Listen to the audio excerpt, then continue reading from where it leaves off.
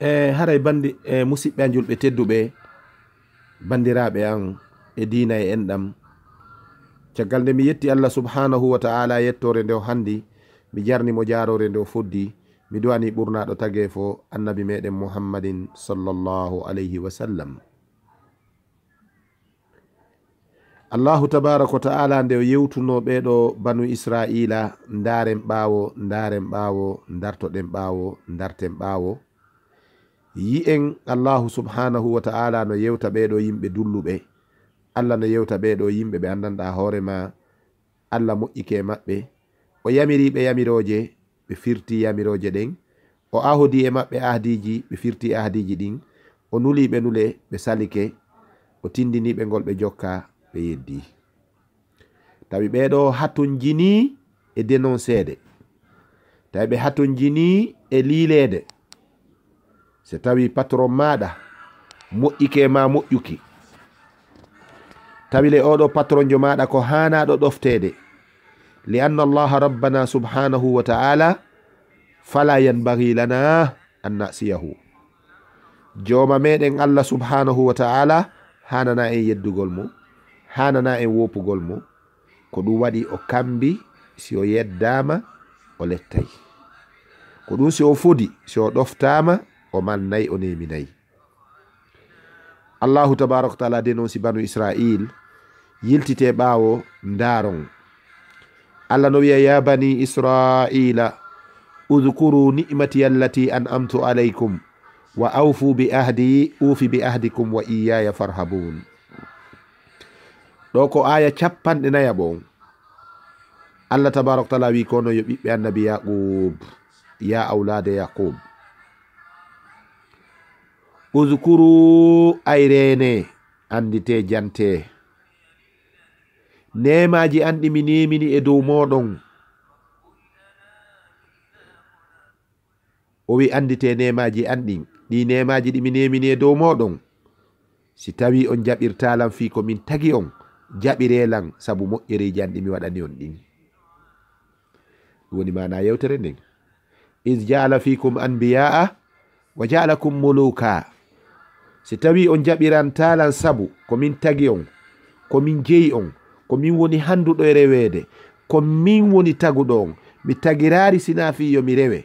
Si tawi on jaɓantalan sabu ɗum, haray jaɓiranelan sabu moƴƴeriji an ɗin e dow moɗon. Wa awfu bi ahdi, hunnon kadi ahdiji an ɗin hiɗen ahodi on rewaylan, hiɗen ahodi on wallay dina an kan, hiɗen ahodi on jaɓanay nulaɓe an ɓen, hiɗen ahodi on wallata fenade. Hunne ndin ahdi ufi bi ahdi kum, min kadi mi hunna ahdi mon ndin. Awa so waɗata ɗum wa iyaya farhabun, awa hulelan, hule nambaraji an ɗin, hule tanaji an ɗin e nangal an ngal. O yamiri ɓe o wi wa aminu bima anzaltu musaddiqan. Gongine nde alqur'anare ɗo nde mi tellini, tawi nde ɗo ko nde yaadude, nde ɗo ko nde ɗowde, nde ɗo ko nde feppodirde, nde ɗo ko nde jingande, nde ɗo ko nde ardinde, lima ma'akum ɗe a defte wonɗe ka moɗon. Nde ɗo ko nde complément, ko yiwɗon nder ton kon fop ko seeɗa, ko ɗo woni timmande nden. Ko yiwɗon ka defte ɗe jogiɗon ɗen kon fop ko seeɗani, ko annonce. No Bible wirta non, ceci est une bonne parole, mais une annonce faite par le Seigneur créateur de cieux. Wano Bible wirta non wonde ko yiwɗon ka nder Bible ɗo, ɗum ɗo ko ewol ngol ni. Allah taguɗo dow on tagi ley on, o ewnike ko ewol makko ngol ni, tindini hon ɗum daɗɗande nden e fensitande nden hino aroyde, hino arde. O wi qur'ana wala takunu awwala kafirin bihi, onon nde woto wonu sakkitotoɓe yeddude qur'ana. Ko nin kadi o yetori ɓe kadi wotaw jillidir gonga e mere, wala talbisul haqqa bil batil, wotaw suuɗu gonga wala wa taktumul haqqa, taw suuɗu gonga hiɗon andi gonga on ko gonga. O wi ñinne julde nden, itte jakka on juulide e juuloɓe. Ha non joni kanko Allah o feli ɓe, o addi ɗo istifham mo andanɗa ko istifham felore atamuruna annasa bil birri ene onon o yamira yimɓe ɓe yoɓe ɗiggu yoɓe ɗofto Allah wa tansawna anfusakum onon yejjiton hoore moɗon modiɗo wadde ko kaani o wi muññore wallitore muñal e du'a e juulugol du'o ɗum noon no satti sina e dow yankinotoɓe jaɓa muhammadin sallllahu alayhi wa sallam. Allah sifi ɓen Allah tabaraka wa taala ari kadi wiɓe o wi awa hule ñalande nde wonki duncanta wonki e muɗum hay hunde goto nanganoytake heɗanoytake tefore goto jaɓantake ngenari si on nangama kala nangaɗo ɗon wala hum yunsarun ɓen ɗon wonari de ko walleteɓe. joni noon arten e finande men hande yankore nden rabbuna subhanahu wa ta'ala wi wa is najjaynakum toujours ko onon banu israila en andite tumande mi danduno on tumande min danduno on min ali fir'auna immorde koneli fir'aun min ali fir'aun atba'uhu wa ahlu dinihi wa fir'aunu huwa alwalidu bun mus'ab bun rayyan wa kana min alqibti almamalik. eni ɗum ɗo o jantani en tun kanko imamul bagawi inde makko kanko fir'aunu ko inde laamateri ko inde jullere laabu ƴawɗo ka jullere wonum e leydi misra tawa ko qibtiyankojo iwde e awdi oɗo ko wiyete ko fir'aunu ko ɗum waɗi taqra'u fi kutubi siyar anil fara'ina ko ɗum siɗa janga ka defte tariha fi fir'aunaɓe le pharaon de Férouz al fara'inu fir'aunaɓe buy feƴƴi tariha no manini teleren fir'aunaɓe 13 ɓe kawakeji mum janta o ka qissa annabi yusuf laaminoɗo leydi misra azizu misra on ko fir'aunajo num o mo Musa yiduno ɗo ko fir'aunajo goni. jon noon mi jantanino ko en hakkude annabi yusuf mo banu israila en ardiri misra ɓen sabu mu'um ɓay ko kanko ari heɓi laamu kanko annabi yusuf e leydi misra o laami o teddi o pooɗo e annabi yaquba e yumma makko kanko annabi yusuf o addi ɓe leydi misra ɓe woni takko makko ɗon banu israila en domiri noon teddungal ɓe yalti kan'ana ɓe yalti jérusalem yani ɓe yalti kanan la terre promis ɓe ardiri noon e leydi misra ndi ha ɓe ɗuuɗi ɗon walan noon waylitoyi ɓawo nde annabi yusufu feƴƴi fewdo annabi musa jibinte tawi banu israila en arti e ley koyerran qibtiyankoɓe misra ɓen dullide e moƴƴere annabi yusufu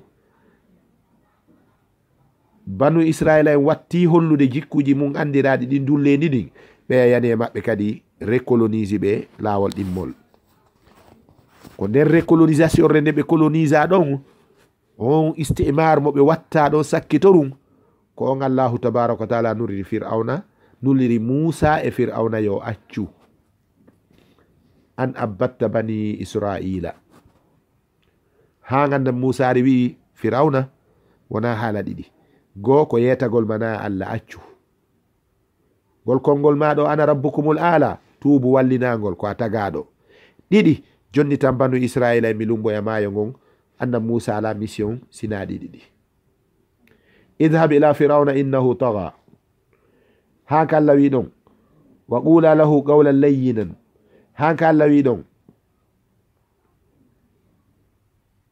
wa qula lahu qawlan layyinan wola noon mo konngol ɗatugol ɓay ɗum marsari ɓe yalti e kene ko banu israila e men arani jonni tumen ɓe min lumboya maayo ngon min lumba bahro merouge o min yata ka leydi Kan'an ko wiyete kon la terre promise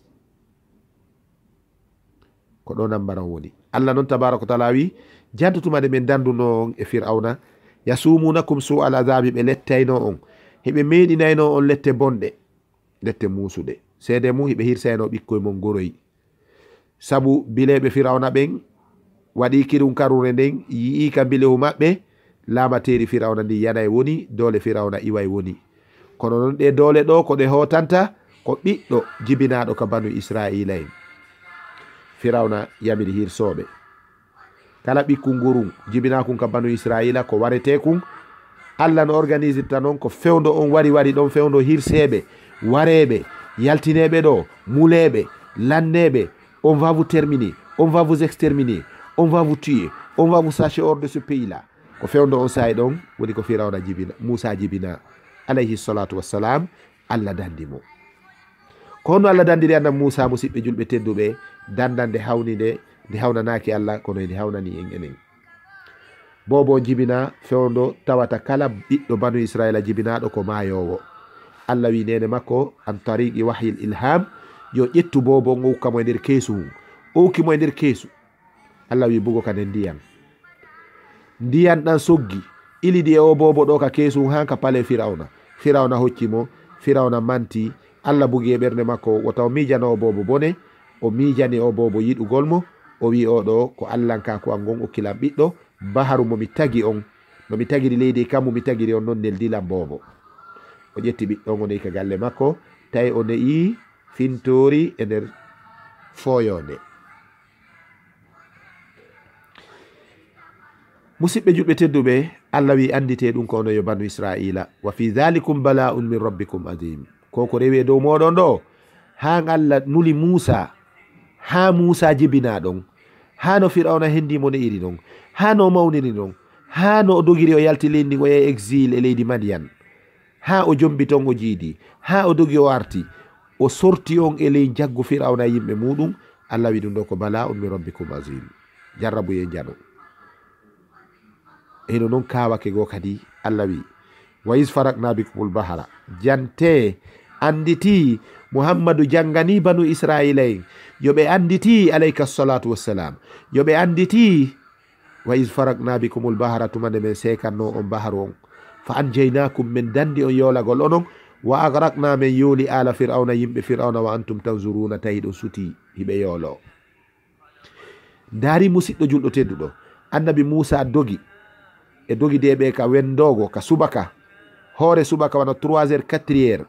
Allah wi yo yaltude e banu Israila e nde ñande goto ɗanaki. Hiɓe yeta kala ɗaniɗo ɓe gaccaymo. Allah bugi calu guite maɓɓe hay goto ɗanaki. Ɓe yaltiri jemma weeti bimbi Firawna yimɓe mum ɓen hatti banu Israil. Ɓe ari ka pale ɓe wulliti ɓe ni maccuɓe men ɓen dogi yalti mahin. Allahu tabaraka wa taala organise kala debbo qibtiyankojo cuɗari ndi o marno ndin Allah immini rewɓe banu Israila ari luɓi ɗum e juuɗe maɓɓe, jawe maɓɓe e mulle maɓɓe e cuɗariji maɓɓe. ɓeni jango meɗen mari festival meɗen mari feeto ɗulle ko non woniri tawi ko iidire saabu nden ñande Firawna ayɓe maɓɓe ɓe yoolete. Ɓe yaltindi e ndi cuɗari rewɓe Misra ɓe wi wawata muññade ɓe hetta ɗum. Firawna kadi huli jasinede wonde a ronku ɓe wawete folude sifa ko wonɗe nande ɗo kon hakkude laamu ngu e FNDC on. A joɗoto ha pay koye foole, a joɗoto ha maccu koye foole, a joɗoto ɗo ha jula foole, a joɗoto ha opposition foole. ɓe mi ɓe darti ɓe jokkiti. Allah addi ɓe hanka fongo maayo. Annabi Moussa ko seppoɓe kanko e banu Israila ɓe ano waɗɗi dendagal dogirɗi. Si ɓeya seppi leerji tati, kaɓe seppi leerji tati ɗon ɓeya dogay ɗon leer minitaji 50 hara ɓe hewtiɓe. ɓeya seppa leerji tati ta si ɓeya dogi ka hoore pucci minitaji 50 ɓe hewtotoɓe. ɓe doga ha ɓe ɓattoɓe. Allah yamira leydi ndi yo ndi mortoro ɓawre ɓawre, ndi mortoro ɓawre ɓawre hakkude maɓɓe woɗɗodira. ko noon ɓe gerdi hanka wendogo ɓeya hewti ka fongo maayo ɓeya no hayniɓe ɓeya kadi no haynade jokkuɓe ɓe wi inna la mudrakun. kala ngal rewruɗen ɓe hewtoto en. Moussa wi komi tindinaɗo. Allah wi lappu bahar on, o lappi bahar on. Bahar on seeki ɓe lumbi. Sakkitiɗo banu Israila en ƴawoyde on hawrodiri sakkitotoɗo ukkade yimɓe Firawna ɓenno ukkade. Sakkitiɗo ƴawoyde on ka fongo maayo ka banu Israil hawrodiri e sakkitiɗo yollade on ka banu Israila no yollade, yani ka yimɓe Firawna no yollade. ɓeya ƴawi ɓeya yollike.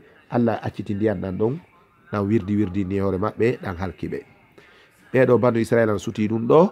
ɓe yii wa oɗo nema e oɗo faabo ko ɓe kadi yetoya kadi ɗofte ɓe ni men sali.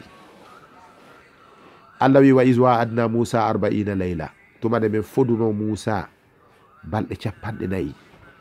nde men fododirno e Moussa balɗe 40 ɗo be mi arta e moɗon inchallah.